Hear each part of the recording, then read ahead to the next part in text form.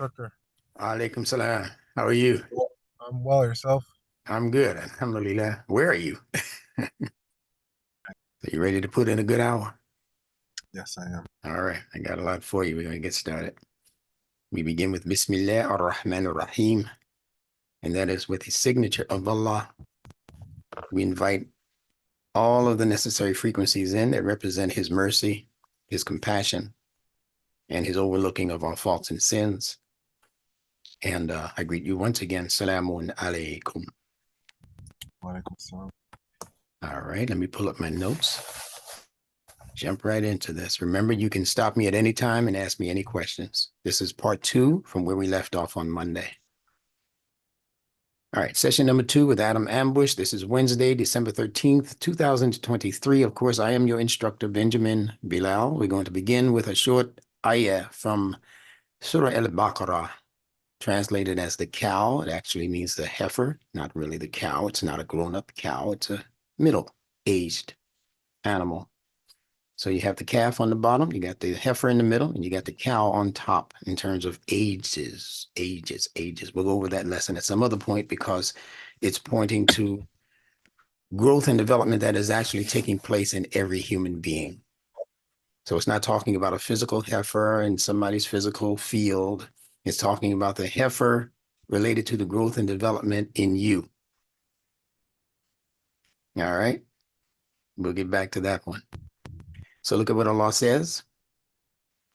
And the likeness of those who spend their substance seeking to please Allah and to strengthen their souls is as a garden, high and fertile. Heavy rain falls on it, but makes it yield a double increase of harvest. And if it receives not heavy rain, light moisture suffices. Allah sees well whatever you do. And as I always say to you and everyone else who's looking to understand the Quran on a level that is not merely superficial, you have to look in what I call the word environment. So there's not just one word here that you want to understand, but there are several words, several concepts that Allah is bringing to our attention by placing it within a word environment. So he starts out by talking about those who spend their substance, their resources, seeking to please Allah, not seeking to please each other, seeking to please Allah and to strengthen their souls. See, that's key. And him, the souls, their souls. They're looking to strengthen their souls. Well, that likeness is being compared here to Jannat, a garden, Jannatin, a garden. That's a beautiful comparison right there. That means that we can actually now go and research the fitra development of a garden and all of the things that a garden entails. And we're going to get insight, further insight into how the soul grows and develops. And I think that's a wonderful thing that Allah gave us. This is not a spooky thing. He didn't leave the soul as some enigmatic thing that we can't understand. He's comparing it and its sustenance, its substances, its resources to a garden. So we should be looking to how gardens grow if we want to know how to grow the soul. And he says it's high and fertile. That means it's not a one-timesy thing. It's something that can actually replenish itself. That's the soul we're talking about. That I should say more importantly and appropriately that Allah is talking about. He's telling us how to replenish and reproduce our very souls. Then he says that heavy rain falls on it. And we know that rain represents revelation also, as Allah gives it in the Quran. He compares revelation to rain in the term anzala. He rained down al-Quran. Anzala al-Quran. He rained down his Quran. So we can make an immediate connection, draw a direct arrow from the garden and its need for rain straight over to Revelation, Al-Quran in particular. And then Allah says heavy rain falls on it, but makes it yield a double increase of harvest. So heavy rainfall, heavy downpour. For instance, me putting you under the barrage of information that I bring to you. And, you know, we covered a lot of stuff in that session number one. I had people calling me on that one. They said, man, where did this brother come from to engage you in that kind of conversation on those kinds of heavy topics? Well, it's heavy rainfall. And for a lot of people, it's what you call water off of a duck's back. That means it'll just bounce off and they don't really absorb it. They don't really understand it, but they appreciate the heavy downfall. Some people just like singing in the rain, you know, just kicking up their galoshes and stamping on the water. And that's as much utility as they get out of it. But there are other people who get a whole lot out of heavy downpour. I know I do. Depends on who's doing the downfall. But if I'm reading the Quran, man, oh man, I'm just bathing in the way that Allah reveals that truth to you when you're really, really trying to absorb what it is Allah is saying in the Quran. So that doesn't bother a lot of people. In fact, it actually causes us to yield a double increase of the harvest. When it's time to harvest that field, when it's time to take that and pull it and pluck it out of its root sources and then utilize it in order to feed people, your family, your neighbors, other people, bring some to market. That's what we're supposed to be doing with the wisdom that we're learning from Al Quran. It's not just for ourselves. It's not just for our family. It's not just for our dinner table. It's for the neighbors. It's for the market. It's for the market, and you can charge them a little something. It took you some labor and some resources for you to grow it. Instructor Bilal didn't just wake up one day and say, "Poof! Oh man, look at all the wisdom I have." No, I don't even really consider myself as having wisdom yet. Not the way Allah describes wisdom. So I'm working in the field still to get that harvest to where it's now ready for uh, distribution. So when I speak to you, when I speak to others, when I teach the classes, what I'm doing is distributing my harvest. It's really that simple.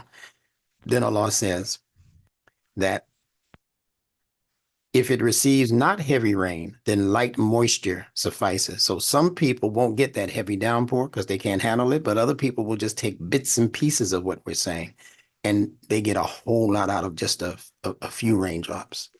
You know, sometimes you don't even have to literally see physical raindrops. Just the moisture in the air will cause things to grow.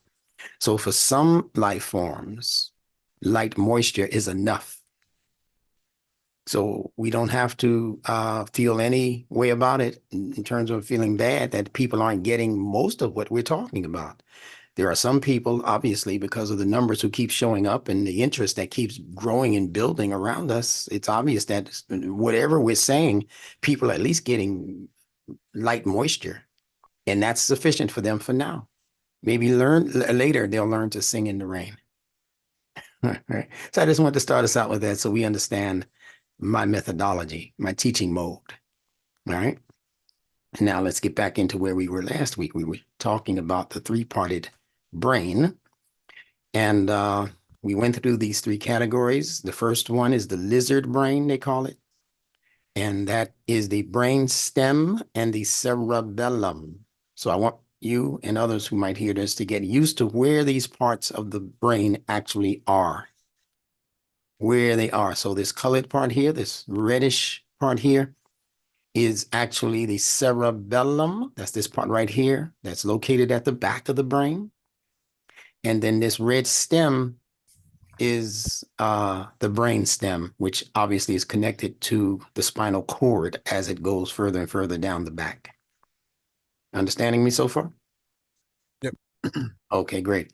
All right. So this part of the brain is responsible for things that we do on autopilot. What does autopilot mean to you?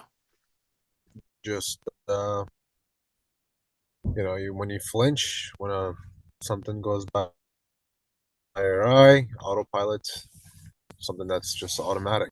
Even Exactly. airplanes on Exactly. autopilot. Exactly. That's the word I'm looking for. Automatic. Autonomic. You can call it autonomic. You can also call it automatic. All right. Great answer. And There are many things we can point to that might end up in a homework assignment. Many things. I'd ask for 10 things that are on autopilot in your physical biology, in your physical body. All right. Can you give me 3 right now? Okay, so the subconscious, it's on autopilot. How so? You could argue the heart. How so is the subconscious on autopilot? It's always lurking at a degree that you're not conscious of.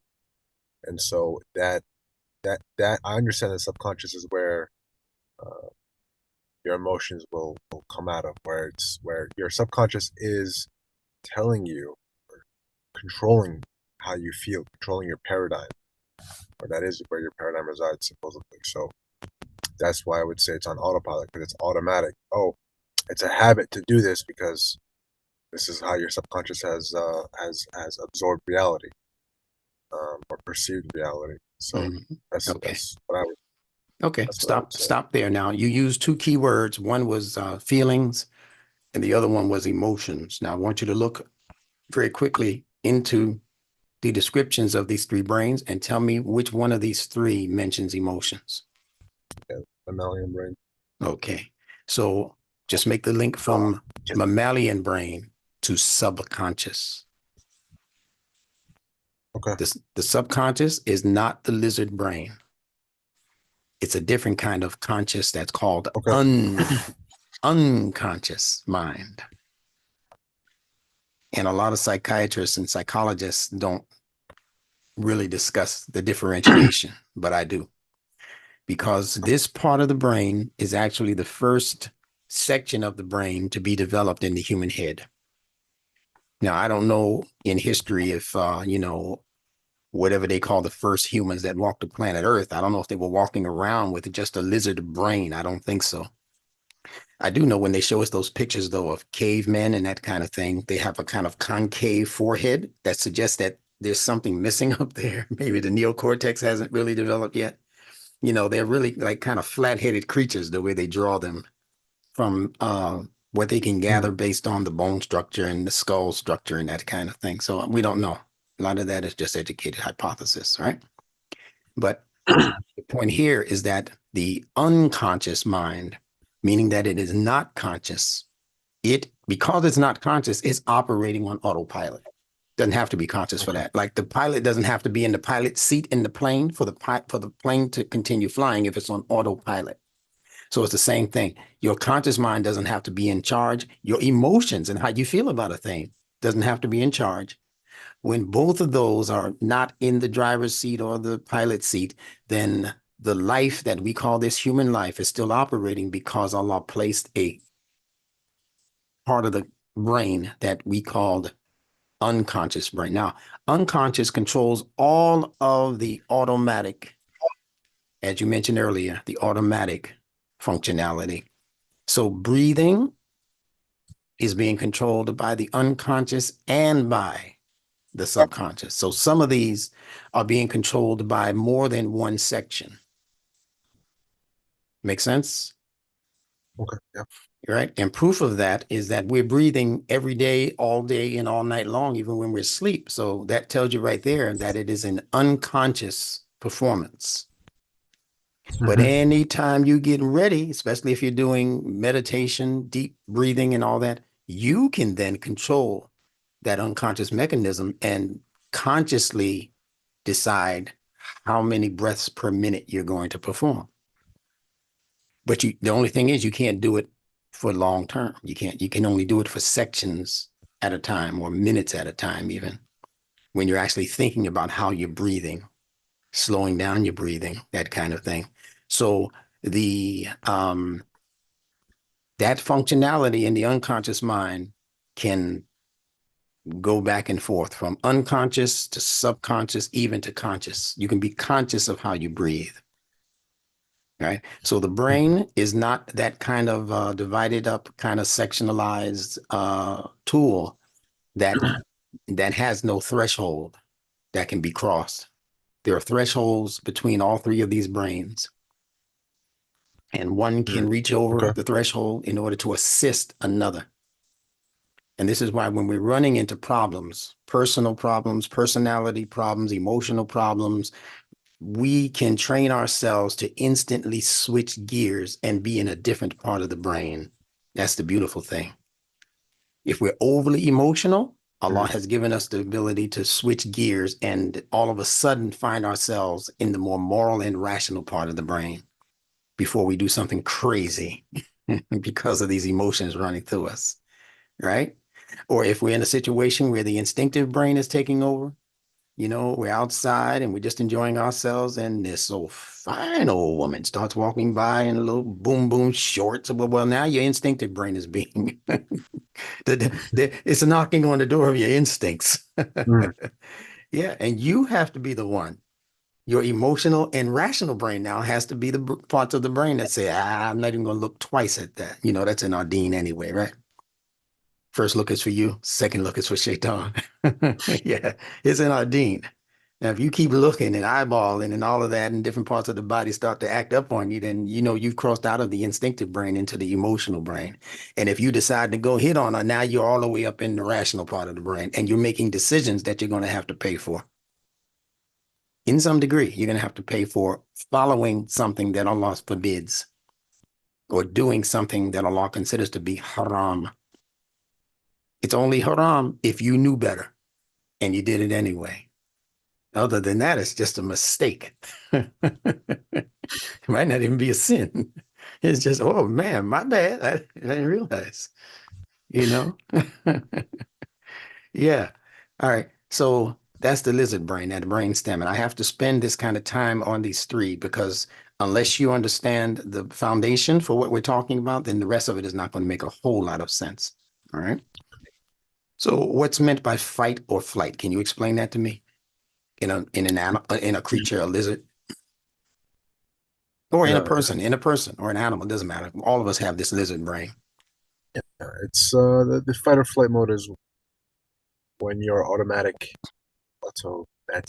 nervous system is is either running from something, it's either surviving, or it's a defense mechanism, or it's a offensive mechanism, right? Yeah. So you're gonna put up, Yeah. or you're gonna shut up. So You explained that uh, perfectly.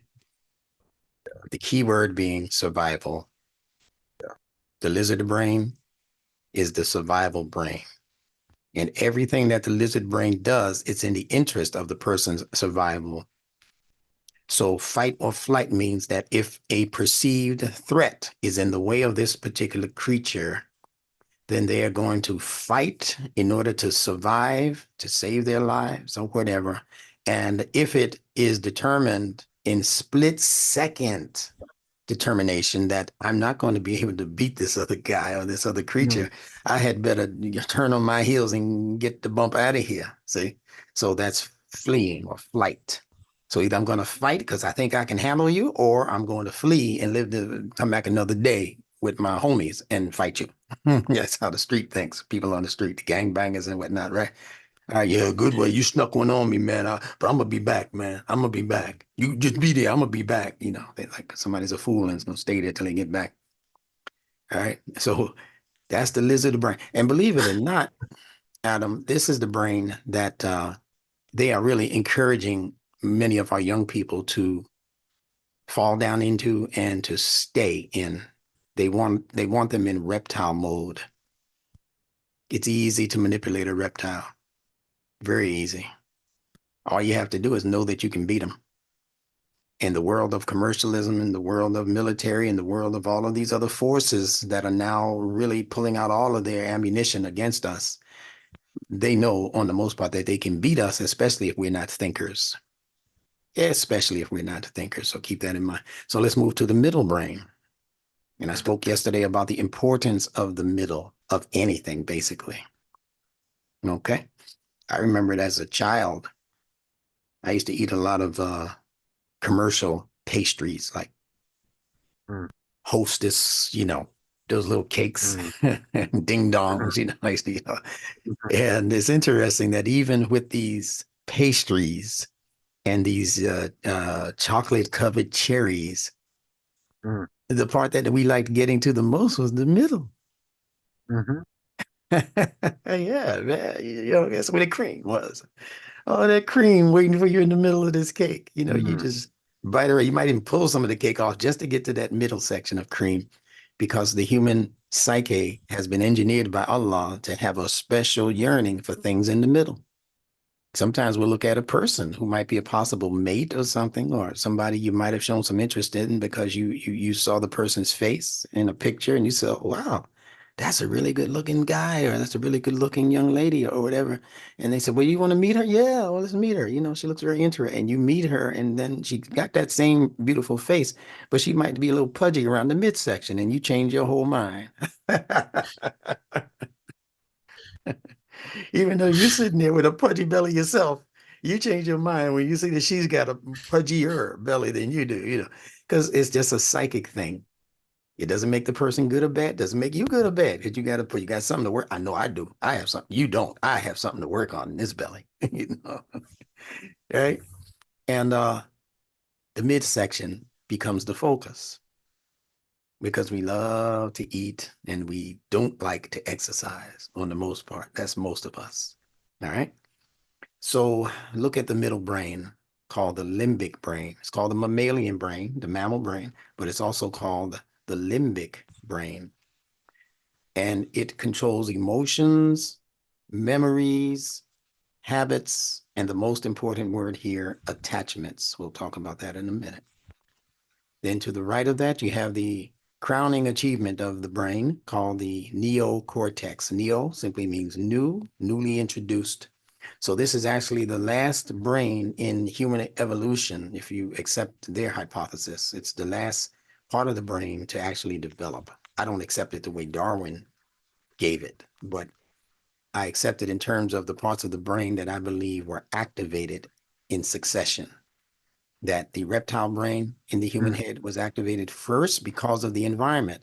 That's all we needed to know back then was how to fight for our food, how to fight to defend our family, and how to get the heck up out of there for a creature bigger than us or with more participants than us come trying to get our stuff. Well, we got to leave the stuff and run sometimes. And that was the beginnings of human interaction. Because remember, this mechanism in the brain is designed for survival. And again, there weren't towns and cities and structures built, so there was no need to have all of this brain power. There was only, see, Allah only gives you what you need for your circumstances. And it's even to the point where if you show that you don't need it anymore or that you don't want to use it anymore, then he'll take it from you. They say if you don't use it, you lose it. That's nature speaking. That's the way Allah created nature.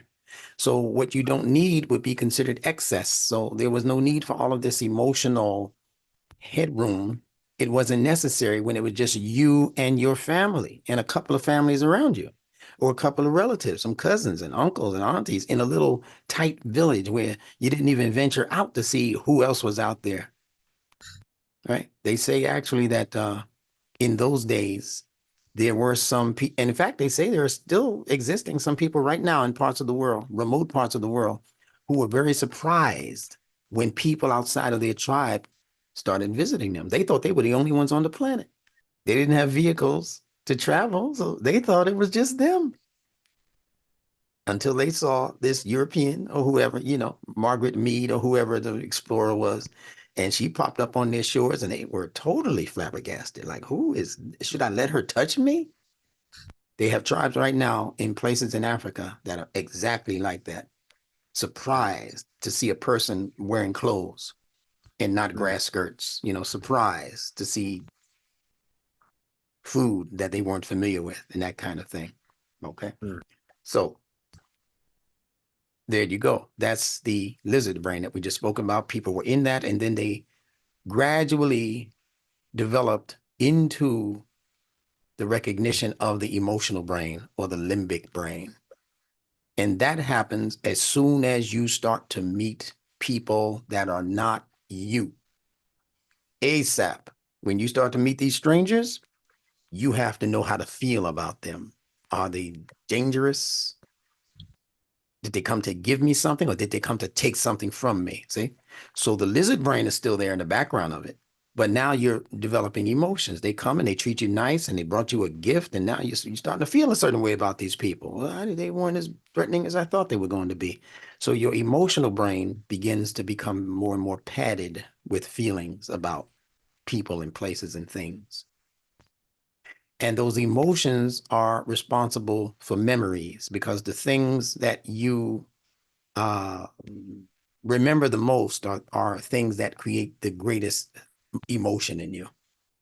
So the day you got married, or the day you had your first child, or the day you got your promotion on the job, those things were very emotional. Some people cried when those three things happened, right? But emotions can also be negative. So somebody can die and you're going to feel a certain way about it. You can have a job lost to you right when your mortgage is due and your children don't have food and diapers and you just lost your job and you don't even have it. You have one more paycheck, you two paychecks away from poverty, as they say, and you don't know what to do. Now that's a day in your life that you'll probably always remember because the impact upon the memory can be good or not so good as far as how you feel. Make sense? Yes, sir. All right, give me two instances of what might create for a good memory. Don't choose the ones I gave you. And then give me two instances of what might make for a terrible thing to remember. Someone going through the court system that that was wrongfully accused, and whether it's you or someone else, and Yes. you're innocent. That's a difficult one to deal with Yeah. because you're up against the whole world and a court system that you're not familiar with. Good So one. that's an emotional impact, and also because it takes you out of your comfort zone at the same time. In terms of what can make a good impression for your memory can be that first time someone gives you kindness, the first time that Uh, you ever received kindness in your life out of your family, out of that regular, yeah. wishy-washy stuff, Hmm. and from a stranger. I'll never forget the first time, never ever. And I remember who she is, and I'll remember her for the rest of my life. She gave me she was very kind to me, uh, so I'll never forget that. So things All like right. that. Yeah. Yeah. And you'll always remember it. That's right. That's right. Great Yeah. examples. Great examples. All right. So that's the mammalian brain or the limbic system in the brain, the middle brain, emotions, memories, habits, things Mhm. that you end up doing over and over and over again. And they can be normally when we think about the word habit, we think about something bad. He's got bad habits, right? But of course, there are good habits. You learn to study and you like to study. You love to study. You study often. You study even when you're not in the physical classroom. You study at home. You study, in your head while you're driving. You're thinking about things that you learned and trying to improve upon the concepts that you've been taught and all of that. Those are good habits. And then you have the bad habits. People like to smoke cigarettes, drink alcohol excessively, cuss and fuss for no reason. You're just in a regular conversation. Your mama's in the back part of the room and they can't help but mother hubbing and all that. And then, yo, why are you talking? Don't you see my mom right here? you know, oh man, my bad. That's my habit. That's what they're saying. That's my habit. But look at what a habit actually is, and we'll go further into it as the weeks progress. This word habit is actually out of the Arabic language. Do you know the word for friend in Arabic? You said what word is the Arabic word for habit? No, I'm going around the backyard to get back to the Oh, front now. So I'm asking you a okay. question. Do you know the Okay. So, Arabic word for friend? One of the Arabic words for a beloved one? oh, Habibi, Yeah, Habib. yeah. Yeah. Can you hear that there's a connection between Habib and habit? Habit. Yep. Yeah, in the H and the B. Yeah, the letter Hmm. T in habit, that letter T is a suffix. It's not a part of the word. So the real letters in habit are the H and the B, just like the word Okay. Habib, right? Hibbun. And It's hub. just the H. Yeah. Yeah, it's the H and the B. It's a double Hub. B, but it's still just the H and the B. All right. So what is this saying to us? What develops habits is going to be determined by the things that you love. Then people might say, well, instructor, why do I smoke cigarettes? I don't love smoking cigarettes. I say, yes, you absolutely do. No, but cigarettes gave me cancer. It doesn't matter what it gave you. If you're still smoking, it's because you love it. But it's that crazy kind of love. You love something that is, as Allah says, that is not good for you. it's, Mm, it's killing you softly. But mm. there's something about how you were introduced to smoking, when you were first with your boys and you were 13 years old and they taught you how to blow hearts in the air, and the girls are looking and all that. And whatever happened when you first learned it, it might have calmed down your nerves. You might have been a wreck without smoking. You might have been off the chain. You had to get a cigarette to calm you down. You remember those days, right? That's right. So you learn to love it based on how it was introduced to you. Mm, Just like we learn to love people based on our initial introduction to people, even though they grow to be wicked demons and witches and warlocks. What is impressing the brain most is how you first were introduced. This is psychology beyond 101. And if the world of psychiatry and psychology would understand what it is we're addressing right now, and I'm addressing it from the Quran, a Quranic word, right? Then they would understand how to defeat it. You can only defeat bad habits by replacing them with good habits. Yeah, things that you love that are good for you. Oh yeah. Yeah. All right, let's continue. Now, the last part of that is attachments. And that's going to bring us to the last word that we were going to examine from those first 5 verses of Surah Al-Iqra, or Surah Iqra, not Al-Iqra, but Iqra, read, they call it, read. All right, the last line is علم الإنسان ما لم. No, pardon me, not the last line. The second line. خلق الإنسان من علق. Created the human being, or we said programmed the human being from an alaq. And an alaq is simply an attachment. Whether they want to call it whatever they call it in biology, that attaches itself to the woman's uterine line or whatever, science and the medical field has different ways of explaining an alaq. I'm going to explain it my way in just a moment. But that's an attachment. But that's an attachment in the biological world. How would you describe an attachment in the human world? What words would Yeah. you use? What? How would I define Well, yeah, attachments? what Just by words would word? you use, yeah, to describe attachments to humans and why we Oh, attach to humans, to other people?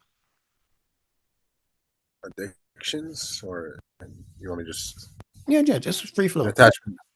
Yeah, I mean, people get attached to the abuse they get from their mother because that's all they know. Yeah, People get attached to toxic relationships. People get attached uh, to the social environment they're in. People get attached to their home.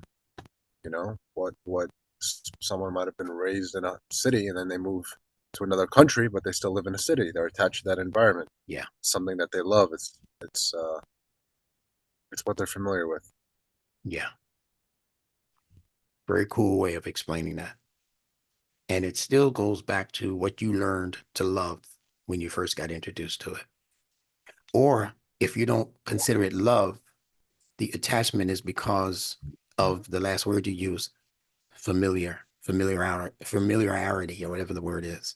Being familiar with something and knowing the outcome for many people is less fearful and threatening than not knowing the outcome, even though that thing hasn't harmed you yet. So, we don't want to be around, we don't want to hear it that, okay, I know, somebody's mother is a child abuser or whatever, or somebody's daddy is a, low down, dirty piece of scum out there on the street and got a terrible reputation. But that 7-year-old child, that 12-year-old child, that's all they know as daddy. And daddy beats them when he gets home, but that's what they know. They're familiar with that. So there's something strange in the brain that learns to accept even abuse from people because you're used to it. You're familiar with it. And you can get used to almost anything. Yeah, Stockholm syndrome. Yeah, there you go. Stockholm syndrome. That's right. We have words for this in psychology, right? All right. So again, in order to change that ugly picture, we have to learn to get used to those things that are beneficial to us. The Yeah. word for that in the Quran is khayrun. We have to get used to those things that are khayrun, meaning good and beneficial, useful things, not things that are destroying us or tearing us apart. They are actually contributing to where it is we need to go Mm. in terms of our growth and development. Khayrun, you know? Okay. So the whole point around this, I was going to say the whole point centered around the central brain is the concept of love. And that concept can be distorted or it can be healthy. But nevertheless, if it's distorted, then it's just manufactured love based on lies and based on insecurities and all of that. But if you ask that hoe, excuse the expression, why she let her pimp keep hitting on her every day, and we keep telling her she need to get away from him, we'll try and put her in a shelter, doing, and she just keep going back to that guy. Why? It's what she's used She to. knows. It's what she's used to. All right. So attachments, and we'll get into the connection with the alaq in the Quran in a moment. Then you have the human brain, meaning that no other creature, no other animal, no other insect, no other anything has this brain attached in the head. And it's called the neocortex, the new cortex, the newest of these three brains. And it controls language, abstract thought. That's important because only the human being can express abstract ideas.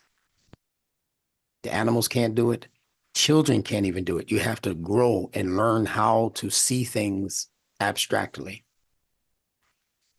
Now, the question that I ask people, especially Muslims who are readers of the Quran, do you think that Allah would gift us with an abstract portion of our thinking capability and then deliver revelation to that same human being with that abstract potential in the brain, and that scripture not be mostly abstract? Mm.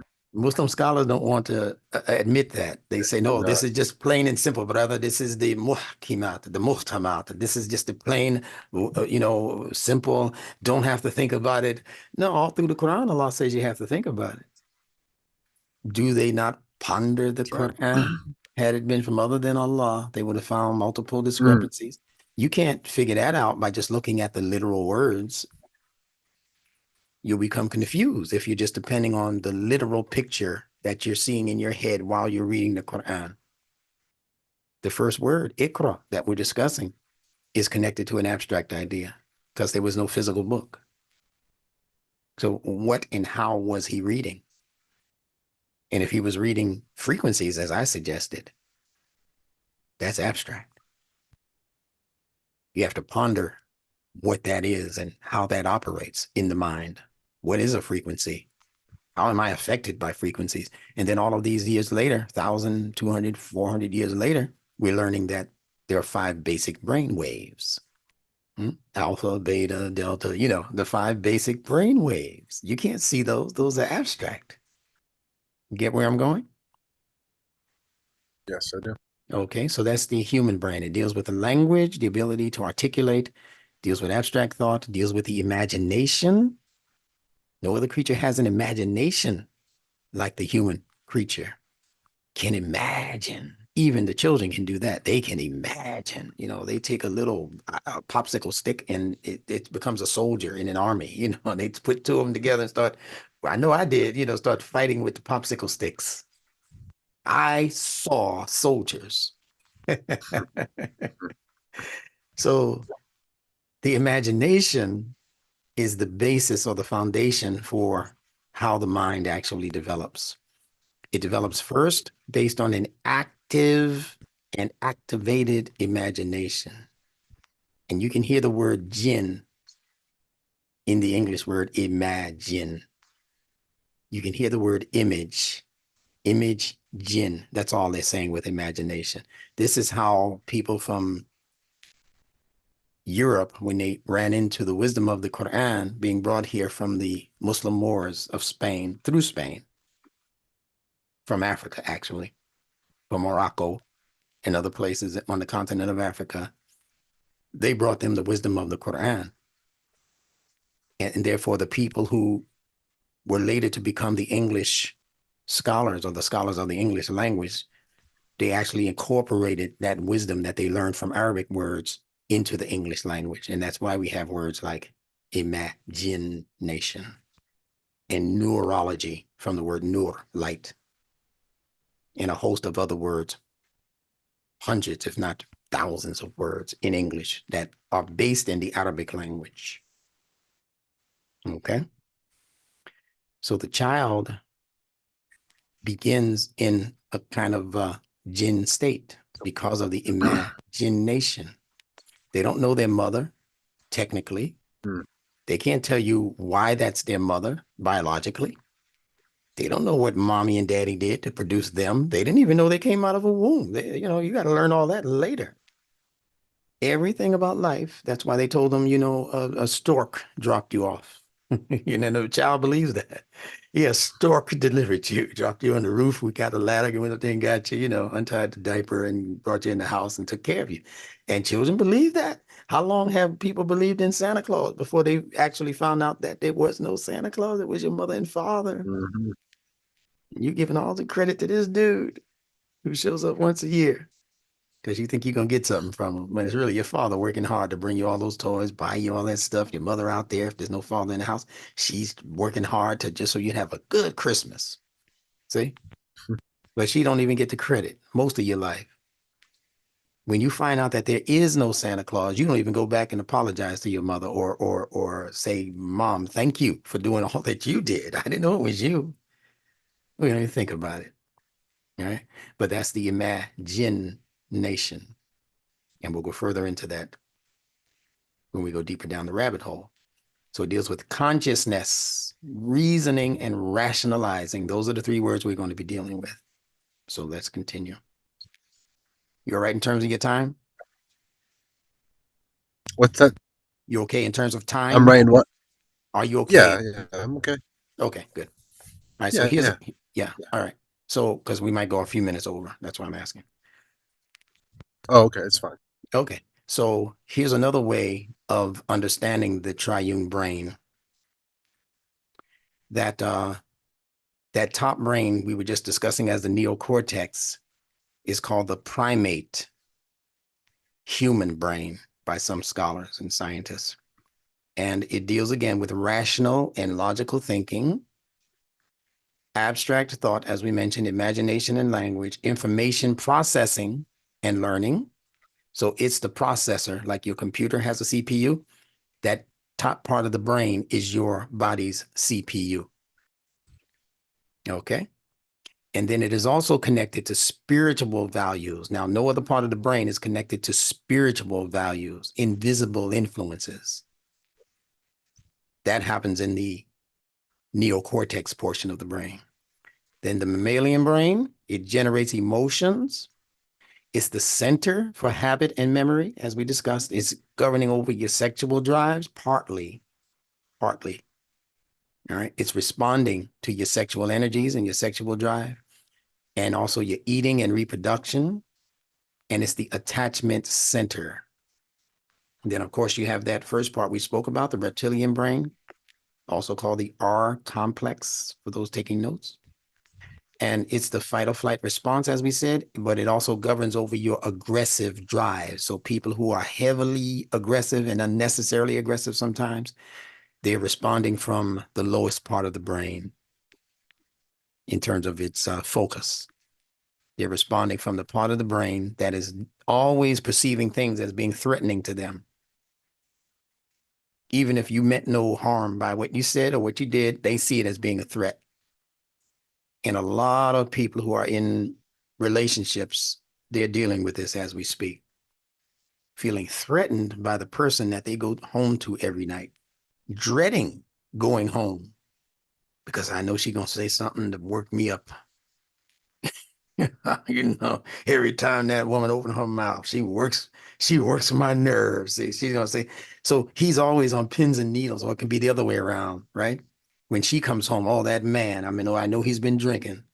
I know he's been out there smoking and drinking and cussing and fussing with the boys, and now he's gonna bring all of that bad feeling home and take it out on me, and I've done nothing to him, right?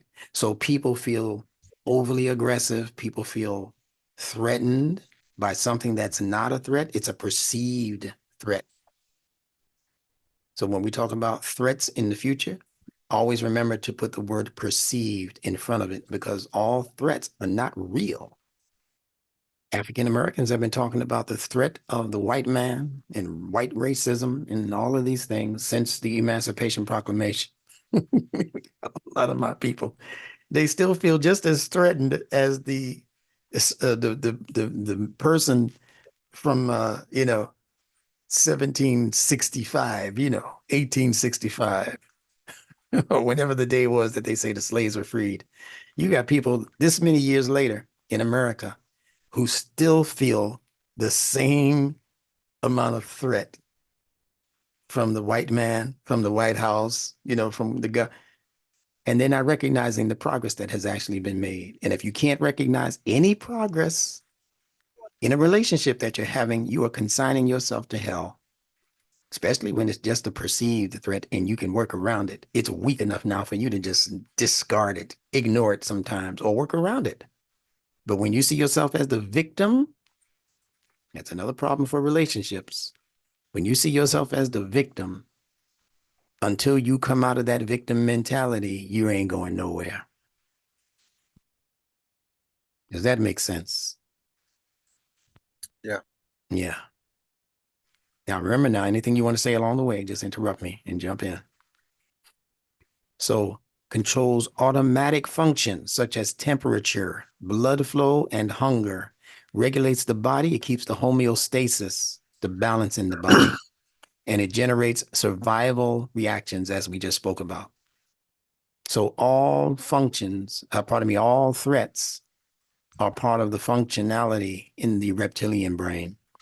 So one of the major choices that each human being has to make is, what level of life do you actually want to live on? See, these are choices. These are choices. Out of Allah's mercy, he gives you choices. So I can either live to be an intelligent, informed, moral, and rational being. But if I don't want to be that, I can live like the common animal and just, I can love and have sex and make babies, reproduce and build a family. All of that is part of the mammalian experience, the emotional brain's experience. Or you can say, I don't even want to deal with emotions and on all of these attachments. I just want to do me. I'm out for survival purely. And whatever becomes a perceived threat to me, I have to eliminate it or get the hell away from it. So there are people living on that level. So everybody who looks like a human is not a human, technically speaking. Some humans look like humans, act like humans, and therefore they are people with activated neocortex brains. There are other people who don't care about, I've heard people tell me, that's too much information. I don't want to think that hard. I just want to enjoy life, go to the Yeah. party, Yeah. So where are they living? They're living as mammals. Uh, See, they're living in their mammal brain. And then there are some people who don't even want to take the chance at feeling anything about people like that might make them commit to that person. So although they get into relationships, they get jobs and they meet people, they are so selfish that the whole focus is on me, mine, and our survival. And I've heard a drug dealer say that in front of grade schoolers when asked, why are you out here, pushing this reefer in front of our children? And your child is right next to you. He said, yo, my children gotta eat, yo. In other words, bump you and your children. My tribe, my little family is what's important. Nobody else. So he's a fight or flight guy, or she's a fight or flight woman.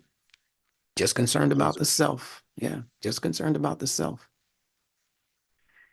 And what they're not realizing also is that the word survive is not as potent as the word life. So they are really not living, they are surviving. Yeah. Mhm. Yeah. And the prefix sur in survival, it simply means that which is existing beneath the layer of something else. And what is that something else in the case of survival?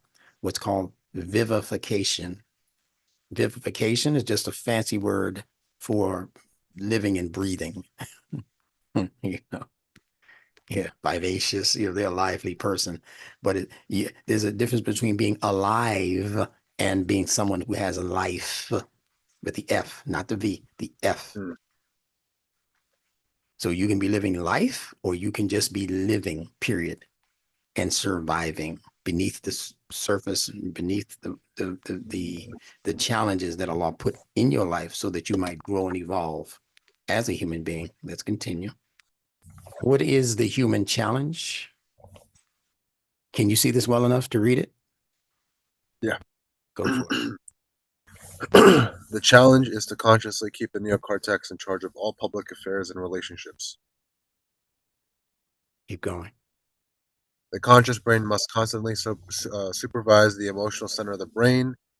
In the Quran, this is known as al-dhikr, the remembrance. Okay, so I just opened up a major portal for you. We use this word as dhikr all of the time, dhikrullah and so forth, and we're thinking that it just means to remember Allah. Dhikr has everything to do with the conditioning necessary for your conscious mind to function at its optimal performance. It's addressing the conscious mind through the subconscious mind. Now, this is a beautiful lesson when you truly understand what it means. The subconscious mind is, if we can place an importance on these three minds, I'm not going to say the most important, but it's the most necessary because it occupies the most space. The limbic brain and the subconscious mind, particularly, occupies more space than the 10% of conscious thinking that the brain is capable of doing. The subconscious mind, they say, is about 85% of what the brain does. All of the information that has been coming in for all of the years that you've been alive has been clocked, on the most part, at least the important parts of it, not every single thing, but the important things that make a difference. They're clocked as memories into the mind, into the memory bank. And each one of those thoughts, each one of those emotions have an emotion attached to it. The subconscious mind does absolutely no thinking. There's no rational activity going on in the subconscious mind. There's only emotional activity. So the subconscious mind has to depend on the conscious part of the brain for leadership, because the conscious part of the brain is where the leadership is. It's making decisions. It's moral and rationally attached to things. But again, it's only 10% of the brain's activity. And the other thing that is true for the conscious mind, called the neocortex, is that it can lie. The subconscious mind can't lie. The subconscious mind can be mistaken because of what it's been told over and over again. The information put Received. into the neocortex could be faulty. But when the subconscious mind responds to those faulty pieces of information, the subconscious mind is still innocent. How beautiful that is. So even for the Muslim, as we read the Quran, we're going to come across where Allah says that the only guilty party are those who are doing things with their conscious minds, aware of what they're doing as wrong. If you're doing wrong because you're making mistakes, or you're doing wrong because you were taught this all of your life and you believed that this was what they told you it was at the masjid or at the church or whatever, then you perform like that, you're innocent until somebody teaches you better. And then when you know better, then you become guilty as of that day if you continue to do that wrong thing. Does that make sense? Yeah. Of course. Yeah. Right. So dhikr is really saying that the focus of our attention is on the things that we feel about. And we're supposed to be feeling the most feeling about our relationship with Allah. No human being has an academic relationship with the creator, the source creator, because we ain't smart enough to have an academic relationship with Allah.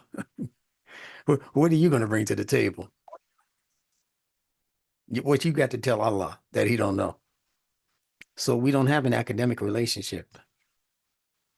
And we got to get out of this phony idea that the scholars are closer to Allah than we are because of how much they know about Allah. Oh, they beat that in the head. They beat us in the head with that one. This sheikh's been studying for 35 years at Al Medina University or, whatever, in Pakistan somewhere, in Egypt somewhere, and he's gotten all these degrees. And he's memorized Yeah, so three what do you quarters of know? the Quran. Mm, yeah, That's right. yeah. So he's got to be better than I me. mean, yeah, He pronounces his tajweed perfectly, and I'm still mumbling and stumbling over Arabic words. But he's got to be the better one. That's what we think. That's how we've been trained. But that's not how the relationship with Allah goes. The relationship with Allah is dependent on the quality of the human being's soul, not his mind. When we speak to Allah, we're using words, but you don't have to. You can just think thoughts, and Allah still knows what you're saying or asking yeah. for. Now, does that mean that the recitation of the Quran and the proper chanting and does that mean that that's not important? No, that's important, but it's important because it registers on the emotions and on the soul. If it's just flat So, line, go right ahead. so just a thought, with my personal situation, I can just think at the same time request as a prayer, and that would be understood rather than I have to specify every single thing consciously. Although that would help in a different aspect, but that would count. Yeah, Is that what you're saying? yeah, that's what I'm saying. But you Okay. don't have to know everything. Okay. There's no way you will know everything because as your feelings change, what you know will also change. Some things you'll discard because it's not important anymore. And Allah already knows every tidbit of your issue. So what you're really petitioning Allah for is to open up a path for you based on what he knows about your situation. When we're going to Allah about another person, our mate or our child or our parent or something, some relationship that we're having we don't know all of what that entails in terms of that relationship. And we come in prejudiced, but based on how we think about that person, how we feel about that person. So we can never depend on an academic relationship with the source creator is my point. Yeah. Yeah. Okay. Dhikr suggests that we are constantly probing our relationship with Allah. We're constantly looking for inroads to become closer and closer to Allah until we're able to connect. And you'll know that you've connected because your life will begin to produce new and wonderful things right in front of you. There are bums right now. I hate to call them that, but I want to bring that picture to your mind. There are bums right now living out of cardboard boxes in New York and LA and these other places, San Francisco and these places. They're living out of cardboard. They're laying across crates for bedding. And they pray every day. Yeah. They get on their knees, they rasp their hands, clasp their fingers together, and they say, "Oh God, Jesus," whatever they're calling on, and they've been doing that for 5 years now on the streets. So if prayer is this magic thing that they keep telling us it is, how come it doesn't help them? They're just as sincere.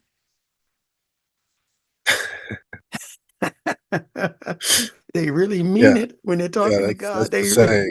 They, yeah, yeah. You understand? Yeah, they're not faking and frauding out there. They be out there when Open prayer. they don't even know you're looking at them and they're in fervent prayer.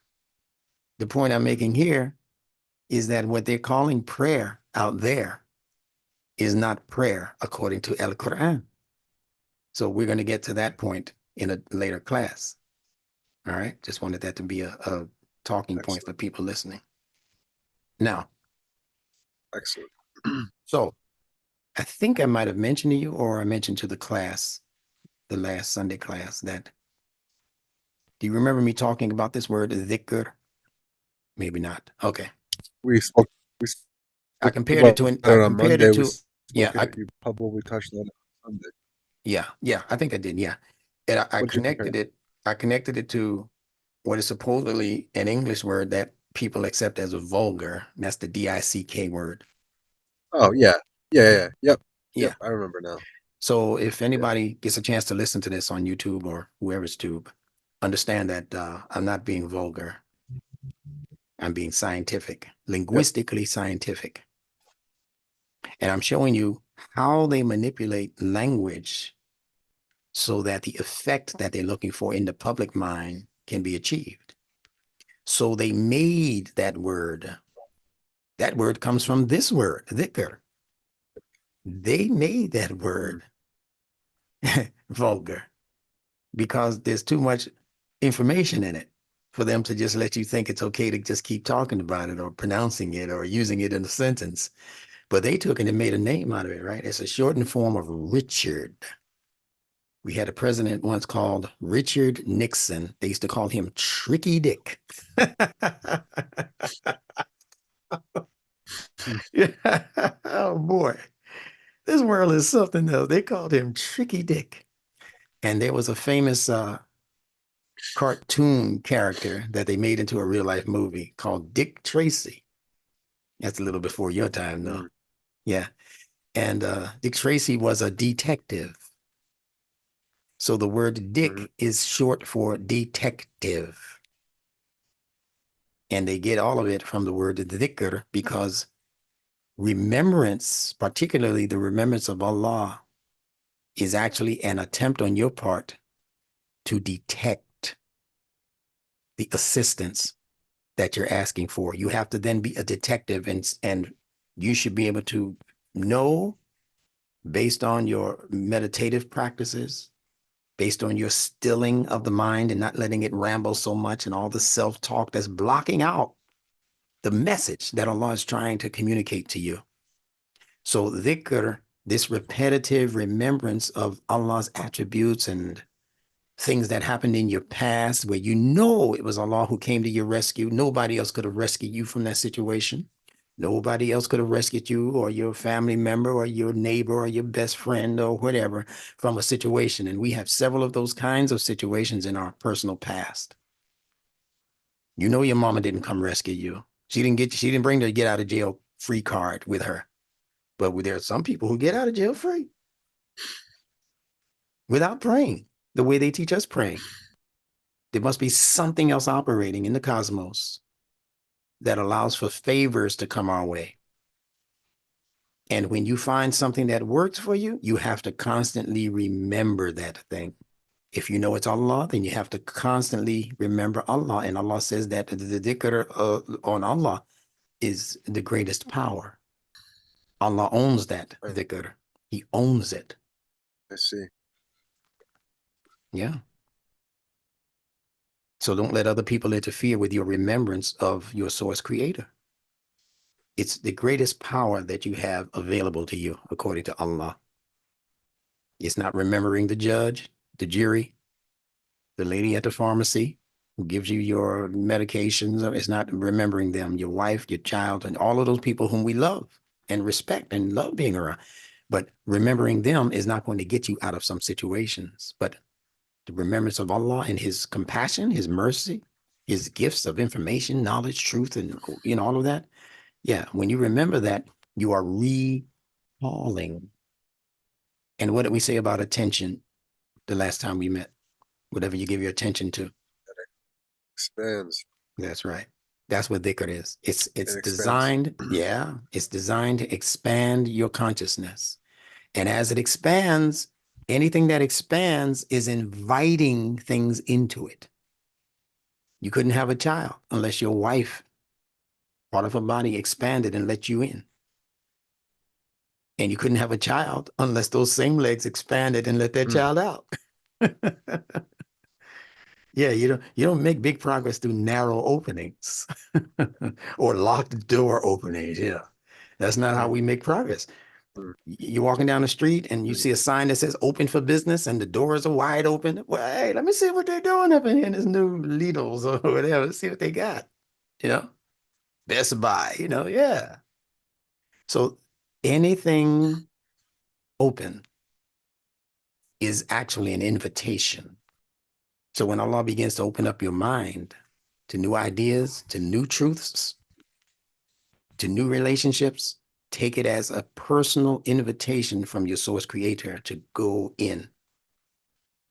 But just make sure that you don't purchase everything because of how you feel about it. You understand? People go in there, they want that rifle. They don't know nothing about a rifle, never held one. They just go and say, because they can have it, they slap their money there and they get home and shoot their toe off or something because they don't know what they're doing. You got to be careful what you purchase. Like your mama used to say, be careful Yep, what you ask for. Boy, you might just get it. Right? that's So right. that's dhikr. Dhikr is a detective role in the intellect. And it's based on the things that you've done and learned that have emotional value for you, even if it's a negative. When Allah says to remember and remember something that happened in the past history of different people, sometimes He's asking you to remember what devastation visited people. And Allah says, and you don't hear a peep out of them. Allah says He buried them beneath the dirt. And He said, and have you heard a peep out of them? No, there are civilizations that are beneath the earth right now. Great civil. Allah said, greater than yours. And Guatemala. only Allah could tell you about it because you don't see them until you start. You say, okay, maybe if I start digging, and they started digging and they found civilizations with technology. Mm. So that's dhikr. All right. So the word conscious that we've been using means with choice. Now I'm going to ask you to read this next sentence. Allah is the one who allows the human being to make choices. However, He provides us with knowledge so that we might make informed decisions. No other creature can make decisions based on a fully activated intellect. All right. Now, what I'm saying right here is probably the most important thing I can tell you based on my study concerning what Allah is. Now, I didn't say who Allah is. I said based on what Allah is. All of us know who He is, but not all of us know what He is. Allah is the one who allows. Now, some people might take issue with that and say, no, Allah is the one who says don't do. The 10 Commandments, thou shalt not. So the word conscious means with choice. The con part means with, and the chis part means choice, that we're doing things, choosing to do them. That's what the conscious mind allows us to do. Choose what we want to do, what we don't want to do consciously. So I'm comparing now the word Allah with the English word allow.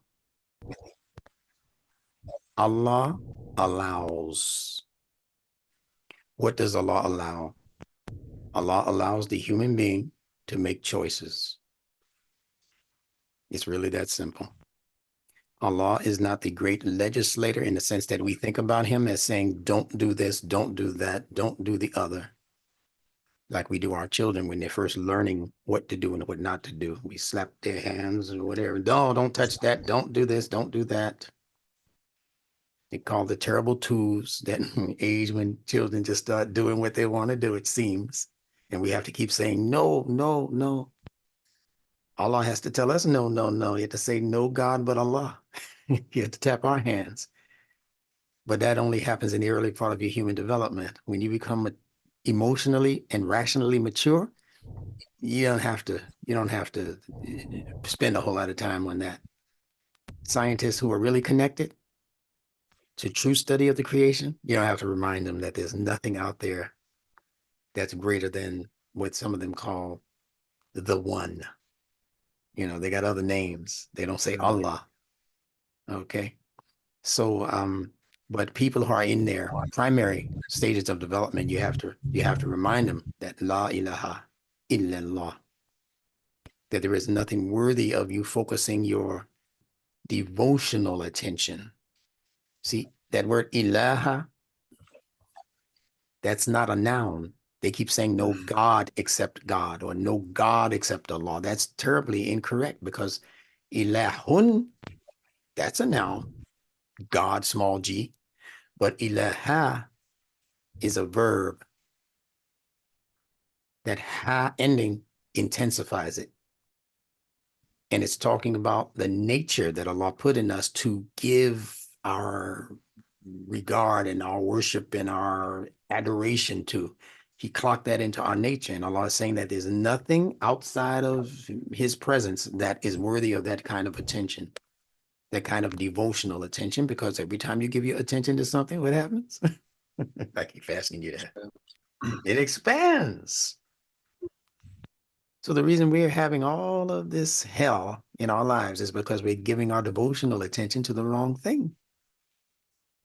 So Allah has to remind us of that in our initial parts of development. But we have to learn how to grow ourselves up enough to not be overtaken by that tendency in the human nature to give itself to something that's not Allah. So let's move on with that understood. He gives us knowledge, and the knowledge is supposed to give us the ability to make proper choices. And when we make the improper choices, it's our fault because you had the ability to get the right knowledge to make the right choices. So Allah's going to allow it, but along with the allowance comes Everything else. the Double-edged repercussions. sword. That's right. All right. Now let's go a little bit deeper into this. Read that, please. Allah allows. The opposite of allow is law. Both the words Allah and allow carry the A of negation. Allah in this regard can be rendered to mean not law. At the same time, Allah is the leader of law.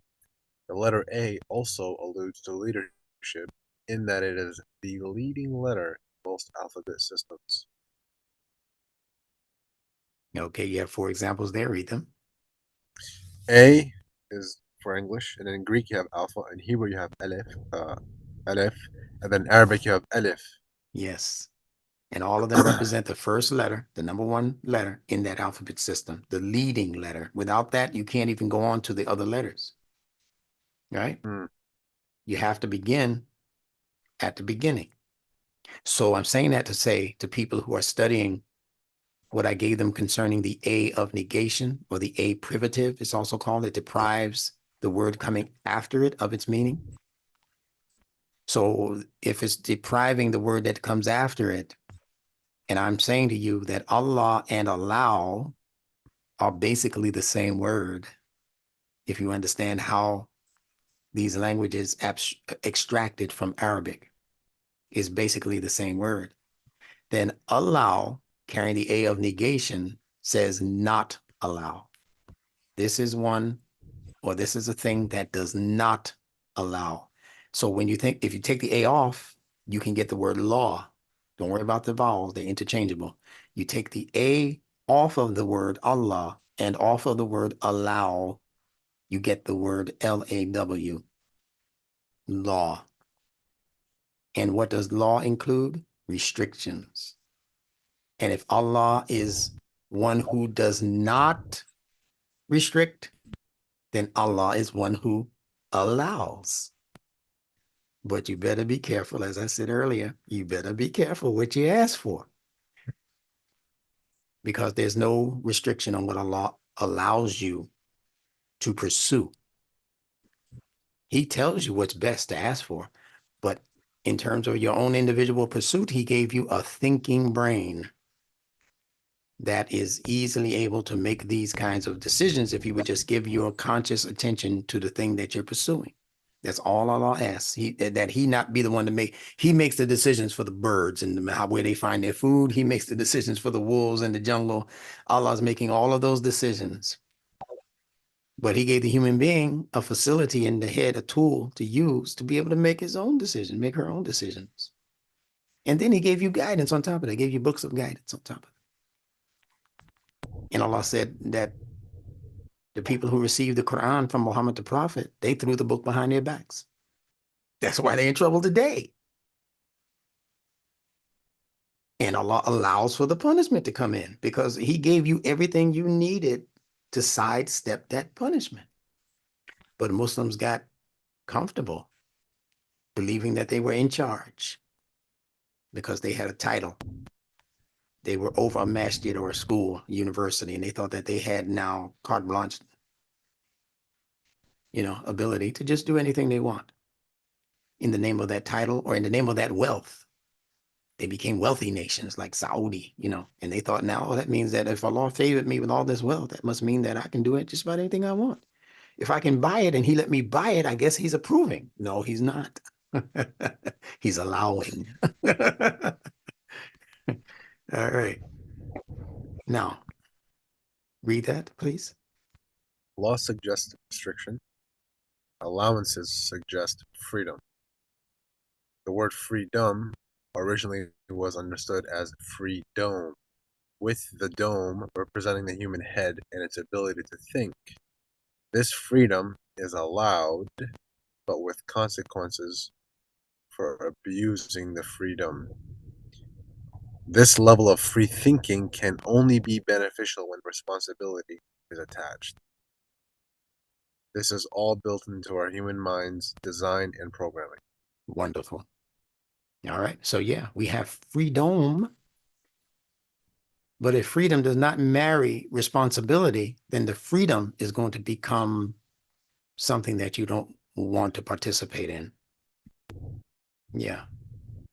Look at all of the freedom that was given to those hip hop artists and actors and all of those people over there, especially on the West Coast. They were given a bunch of freedom, a bunch of money, a bunch of mansions, a bunch of bling bling. They on their videos and all that with girls with their breasts all out of the bathing suit and throwing up dollar bills and putting dollar bills in the bikini drawers of some pole dancer, some stripper. Yeah, they thought they had all the free. They said, "Wow, I didn't know all of this was available to me." And now many of them are dead from drug overdoses. Many of them are dead from gang violence and shootings. And Tupac ain't here to talk about himself anymore, right? But they had freedom, but they didn't take the responsibility part that comes along with it. So I say that to Muslims so that you won't just cherish the idea, especially in this country of America that claims freedom. You won't take that as a permission slip to just do what you want to do. You have to become a true Klingon when it comes to being with Allah. That's where you need to be clinging on. And don't worry about the freedom that comes from all of these other things in the world. They're just illusions. If they're not stressing that you be responsible for your actions and your thoughts and your behavior, then they are your enemy. I'm teaching all people now how to stay out of most trouble. You're free to do something. Okay, what's your responsibility in that freedom? What are you willing to be responsible for in order to enjoy this measure or this level of freedom? And if you say, well, I don't need to be responsible for anything, then I'd say stay away from what you think is freedom. That's actually slavery that you're entering into. It's a contract for slavery. And Shaitan is the one writing the contract. I'll read this part. The mammal brain, that limbic brain, is preoccupied with attachments. We looked at this word earlier. We'll go for about another 10 minutes if you can stand it. Yeah. Yeah, okay. So the mammal brain, preoccupied with attachments. Now look at this word attach. The AT is a prefix and it's really the word touch, which as you can imagine is related to the word touch. Okay. So attach means to or towards. That's what the AT in attach means as a prefix, to go to or towards. If I say I am at your house, where are you? It means I'm to or towards, or now in this case, I'm at your house, right? So attach is from the word touch. So attach means to be to or towards touching something or some person or some idea that you might have become attached to. All attachments are byproducts of the mammalian brain's contact. You see the word tact in there, which is the same as attach and touch. Contact, you're touching the thing when you come in contact with it. So all attachments, and I want people who hear this to think about people who they are attached to, or ideas or desires that they might be attached to, or bad things that they know they shouldn't be attached to, that should not have become habits, that became habits. They're attached to those habits. And all attachments are byproducts of this limbic brain and its contact with an object of desire. Rick James wrote a song one time. I think he sang it with who's that female? I forget the female's name. Called Fire and Desire. All right. I don't listen to him either, but I remember that song. Yeah, fire and desire. See, they go together. Mhm. Desire burns in the emotions. So all attachments Mm. are first green lighted by the neocortex. See what I mean by the emotions being innocent? The subconscious mind being innocent? If you're entertaining something on the subconscious level, it's because your conscious mind gave it the green light. Your conscious mind was the portal and the porter at the door that let that thing in. And then your conscious mind kept entertaining that thing over and over again until the subconscious mind said, well, if he keeps letting her in the house, she must live here. Well, she works here. She's in the house every day. This bad thought, this lustful desire. Hey, I guess boss has decided that she's innocent enough and useful enough to just keep her around. So your subconscious mind is not going to be given the whip or the whipping in the judgment. Only the things that you did consciously will be punished if necessary, if Allah doesn't forgive you for it. And there are words in the Quran to absolutely prove my point once you learn what those words mean from Arabic into English. If the attachment proves to be harmful, in our language, harm is haram. You hear the connection? Yeah. Those are the things that Allah warned you against doing. And he was warning your conscious mind. He wasn't warning your subconscious mind. Your subconscious mind is your servant. You are Allah's servant, the Mm. conscious mind. Mm. Yeah. So if the attachment proves to be haram, then the neocortex, that top brain, that thinking brain, that moral and rational judgment, reasonable, rational brain, it must then position itself to make better decisions. That's the challenge. If you see that you keep running into a brick wall, thinking like this, making this same decision over and over again, you know it's no good. But you keep Sure. doing it because there's a particular level of a crazy kind of pleasure attached to this low-based thing that you're doing. But when you were introduced to it, it was all the rage. And you just keep doing it, although it's bringing your life down, or the person you're with is bringing your life, helping you to, you can't really bring another person's life. That person has to they have to agree to be brought down. No other person can bring another person down. That other person has to have made the choice. It could be under a threat or whatever, but they still made a choice because you can choose to die. You mean to tell me if I don't do this, you're gonna kill me? That's Some why I things are did it. worth Yeah, before. yeah, you heard that before. The only reason I did it, also, officer said he was gonna kill me. Okay, there's some people who are weak enough to just go ahead and say, "Well, okay, I get it, but it's still got to go to court." And then there's some people who say, "Alhamdulillah," you know, go for what you know, man. I'm not living like this. I'm not going to be a hypocrite to my people's success. or to my families. I'm not going to be one who ruins my family because I want to live. And they tell me that if I don't do what they're gonna if I don't do what they want me to do, they're gonna do this, that, and the third to me. Only Allah can regulate that. I'm not even in charge of that. It only happens bi'idhnillah, with the permission of Allah. So when Muslims get strong enough to understand that and have that level of faith, and I'm not saying I have that level of faith, it depends on what you're being challenged by. We don't know. That's the whole point of this journey that we call life. We do not know what we're going to run into. I'm not pretending to be a Muslim Superman. I already know I'm not.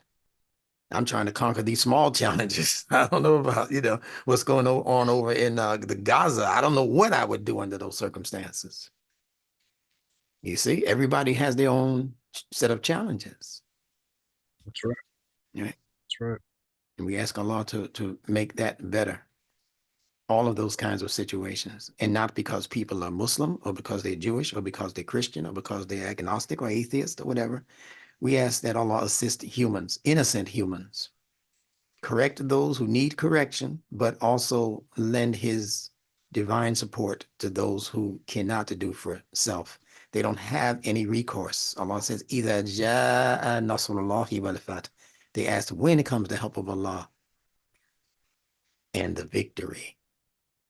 So these kinds of challenges are to be followed up in Allah's book and estimation. They're to be followed up with a victory, but we're the ones who have to be patient and constant, because time on the clock that we're used to looking at on the wall is not the same as time in the way that Allah regulates time. Make sense? Oh yeah. All right. Oh yeah. All Yeah. right. Yeah. So the neocortex has to take the leadership role over the mammal brain.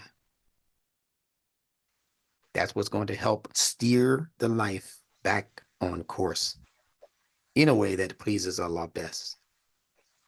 Bad choices will leave the emotions and the survival instincts, those two lower brains, the emotional brain, limbic brain, mammalian brain, that brain, and then the one beneath it, the reptile brain, the survival brain, the instinctive brain. Bad choices will leave both of those brains vulnerable. What does that mean? That means that when you're not using the neocortex in the way that Allah designed it to make proper decisions, if you're not using it, it atrophies, actually. It gets shut down and the leadership role goes to the next one in charge, which is the emotional brain. So most people right now have an active emotional brain, but not necessarily a thinking brain to accompany it. And bad choices being given to a person who's emotionally desperate is not a good thing. Because the only thing that your emotional brain has to do is get into a conference, call a conference call with the instinctive brain and say, what should I do? You're in charge of survival. What should I do? And then the instinctive brain will say, do what you got to do. Your job is my job is just to keep you here long enough to do something different if that difference is presented in the future. But for right now, fight or flee, baby.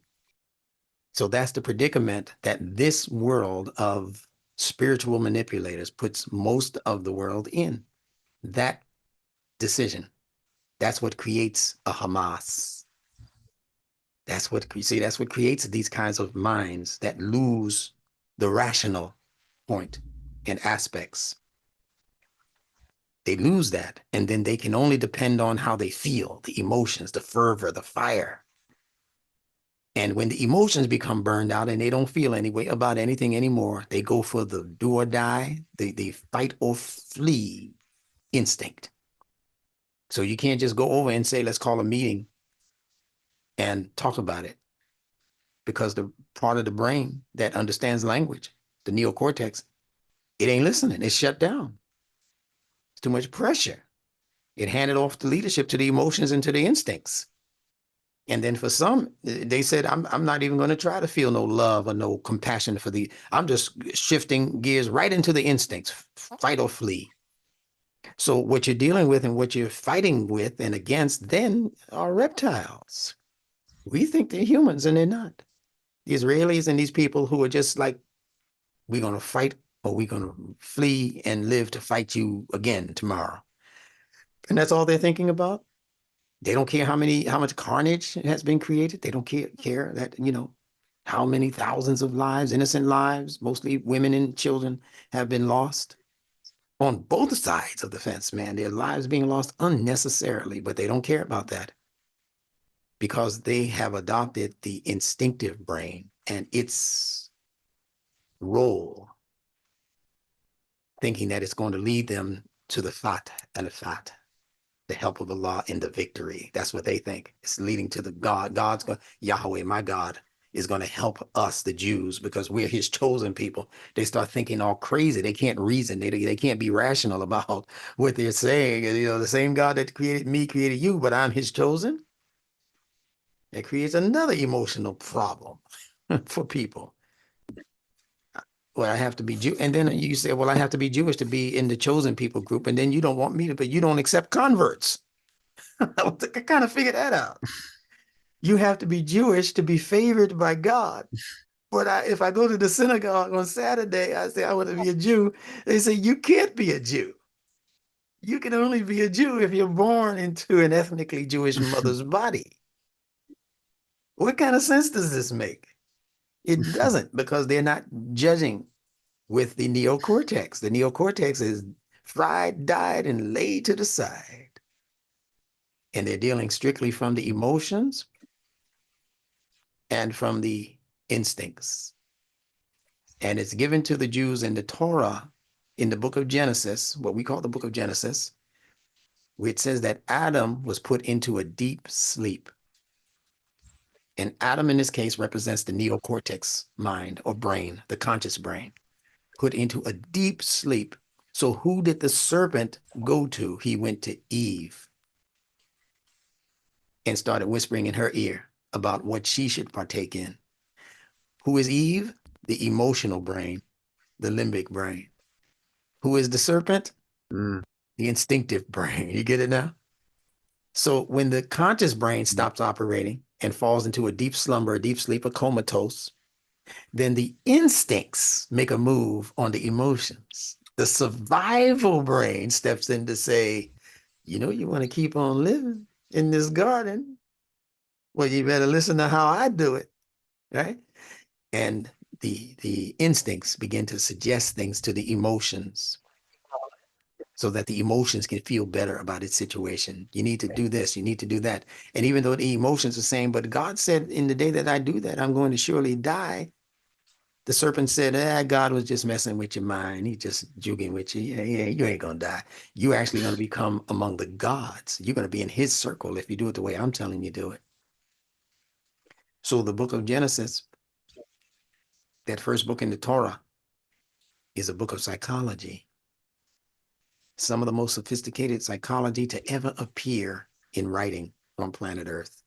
The only book to trumpet, so to speak, is Al-Quran. Because the Quran is not giving you all of that in symbolism. It's giving all of that to you in real Mm. talk that appeals to the intellect, to the akal in you. It's beautiful when you understand it. So, last point. These bad choices can leave the emotions and the survival instincts vulnerable. If the errors are extremely egregious, violated, the instincts might even lead the person to commit suicide. So now I've just given you in one paragraph the basic components of what I believe is the cause for most suicides in the world. Despondency, being emotionally bent out of shape. You're vulnerable. So anybody can come and whisper to you, like the serpent whispered to Eve and say, do it my way. My way works. And they're just manipulating you out of your human inheritance.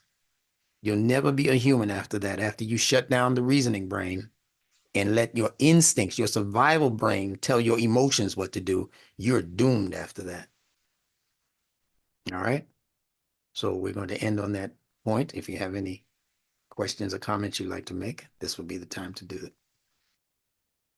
I've engaged with a lot of material regarding bad habits and attachments and emotions, and some of the things like expressions and cheap cliches are starting to unfold before me as this entire session uh, we entertain this entire session.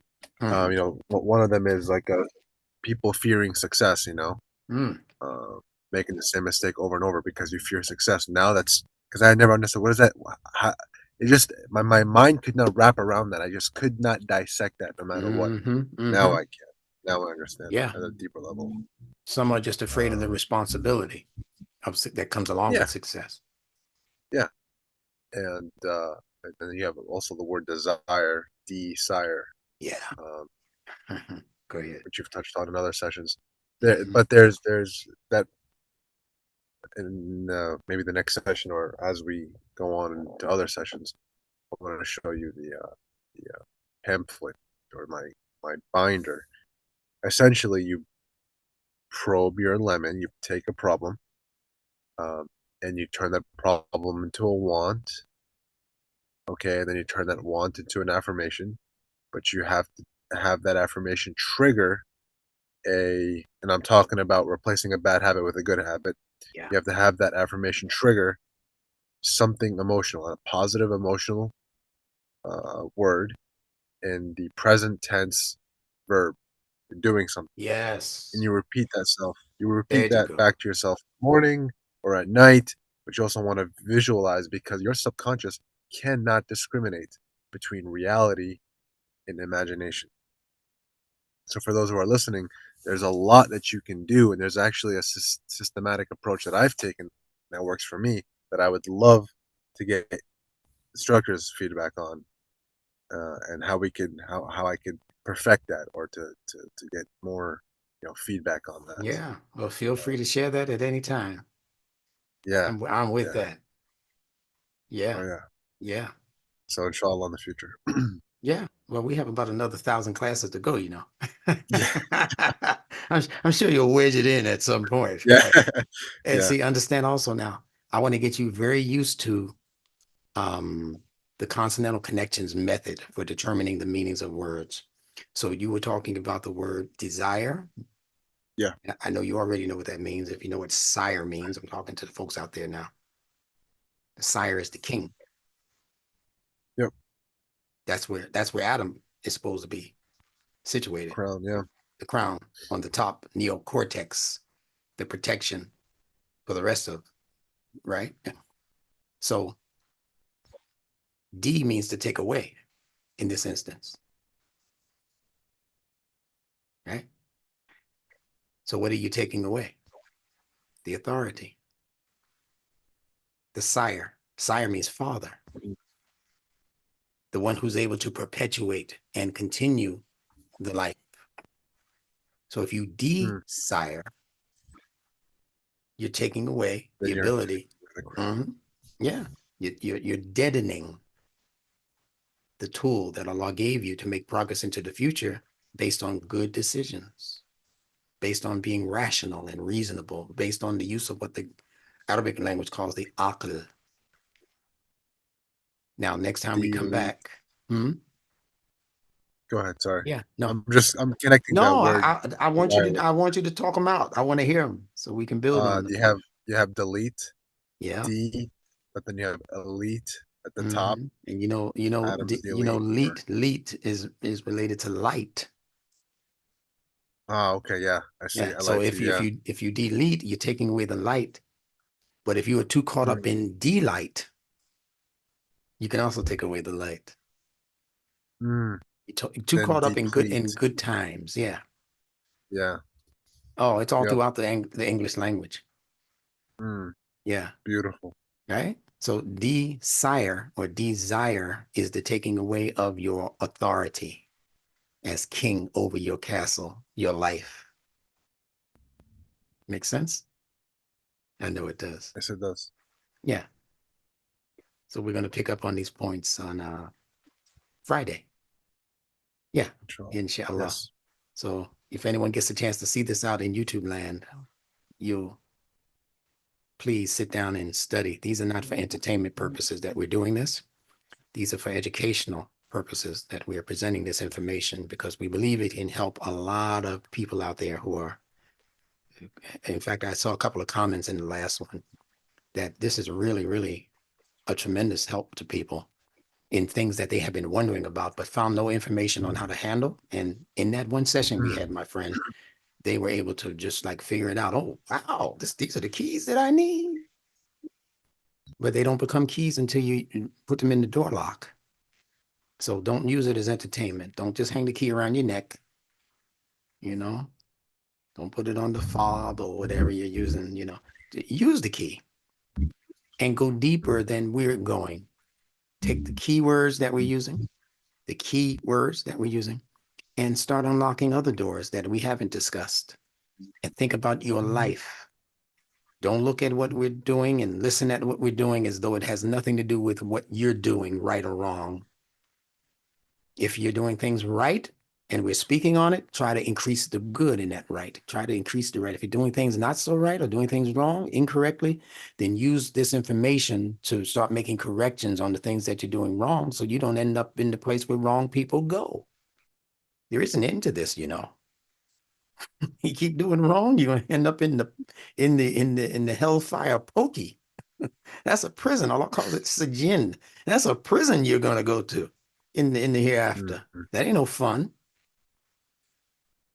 Or you can choose to end up in the Jannah, like the one we've been talking about, the garden, replenishment, reproduction, seeds galore, trees, breeze, you know, that guy. You can end up there in this life, beginning in this life. So if you're living a life of hell, be careful because death awaits each and every one of us, and you do not want to die in a state other than true human, that the Quran calls Muslim, in a state of aslama, submission to Allah's will. You don't want to die in a situation other than that. And that's a warning that Allah gives to the mu'min. Yeah, ayyuhalladhina amanu. Oh, those of you who express faith, do not die except as a Muslim. So how are you going to be one who expresses faith and die other than a Muslim? It's because who Allah is speaking to is not the fully developed mu'min. Alladhina amanu are those who are simply expressing faith. Doesn't mean that they're deeply grounded in faith. If you were deeply grounded, Allah wouldn't have a verse that says, yeah, ayyuhalladhina amanu, oh, those of you who express faith. Why do you say that which you do not do? That's called a hypocrite in the Quran, right? Munafiq. So how can a person who's expressing faith be a munafiq? Because their faith is not grounded.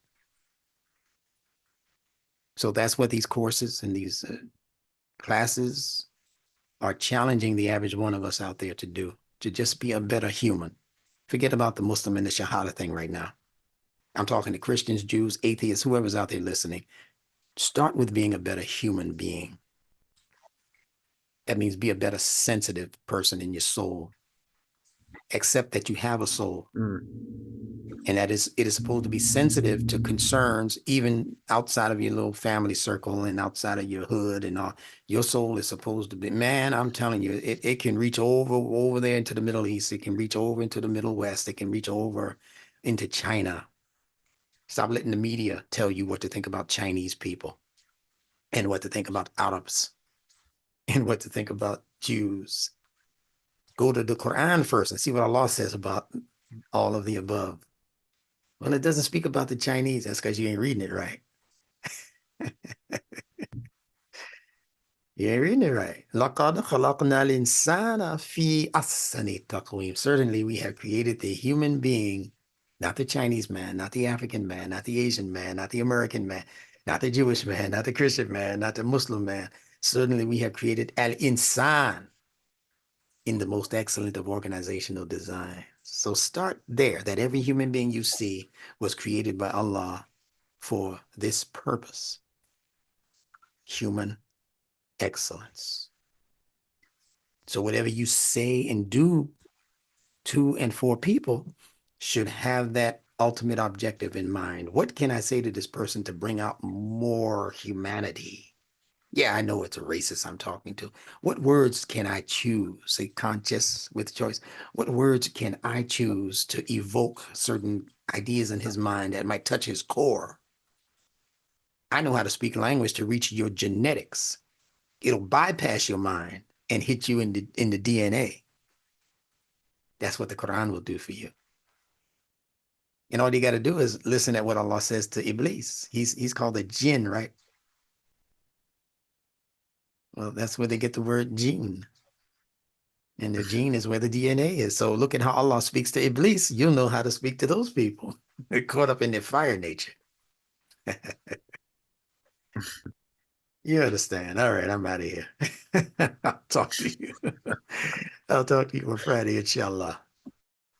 Inshallah. Assalamu Thank alaikum, instructor. Thank you so much for your Alaikum time. salam. Thank you for participating. All right.